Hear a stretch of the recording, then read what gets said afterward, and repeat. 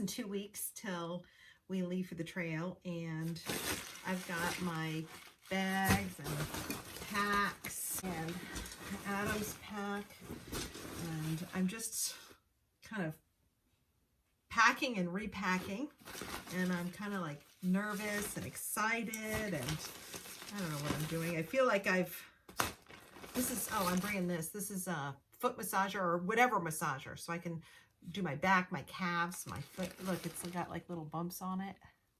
It's exciting. I'm going for a walk today with a friend of mine. It's about 20 degrees and sunny here. It's beautiful. I don't know. I'm just really excited. Oh, I have these for our phones too. It's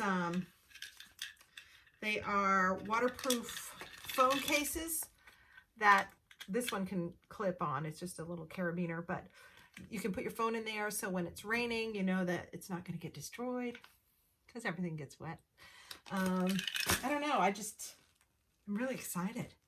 Nervous, excited. And I want to thank you for supporting me, because I'm going to need all I can get. But I'm ready. I'm ready to go. I'm ready to start. I'm just ready to hit the trail.